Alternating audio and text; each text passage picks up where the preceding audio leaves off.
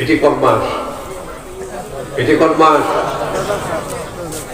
কেন বিখ্যাত বলেন তো দেখি? রজব মাস মুসলমানদের কাছে বিখ্যাত কেন, প্রসিদ্ধ কেন?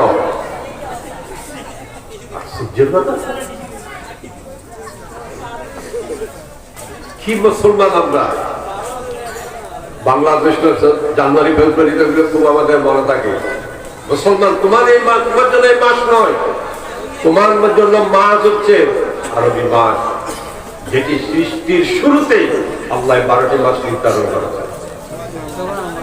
إن عدة الشهور عند الله 12 شهرا في كتاب الله يوم خلق السماوات والأرض।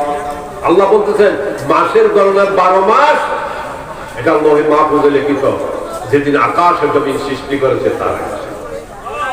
মুসলমান, চন্দ্র মাসের সাথে আমার সবকিছু। রমজান মাস কিসের সাথে? সূর্যের সাথে। হ্যাঁ, সবে বরাত, সবে কদর, ঈদ কিসের সাথে? শুধু নামাজ সূর্যের সাথে, ঠিক কিনা? আমরা আরেক মাসগুলি জানি। মিনহা আরবাতু হুরুম, 12 মাসের মধ্যে 4টি মাস সম্মানিত। 4টি মাস সম্মানিত, 3টি মাস লাগাতার, যুলকায়দা, যুলহজ, মুহররম আর রজব।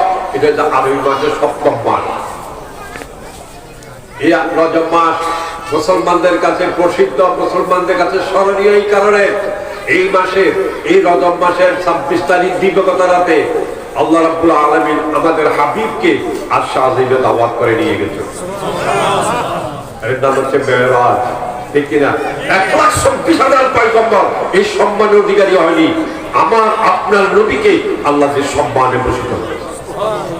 ও মুসলমান,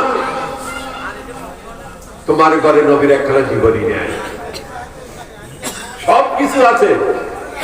যে নবীর উম্মত বলে দাবি করছো, সেই নবীর ইতিহাস তোমার ঘরে নাই, ঠিক কিনা বলো? একখানা কোরআন শরীফ বাংলা অনুবাদ তাফসীর তোমার ঘরে নাই, একখানা হাদিসের কিতাব বুখারী মুসলিমের অনুবাদ তোমার ঘরে নাই, আর সব কিছু আছে, ঠিক কিনা বলো? কি জাতের মুসলমান? কি জাতের মুসলমান?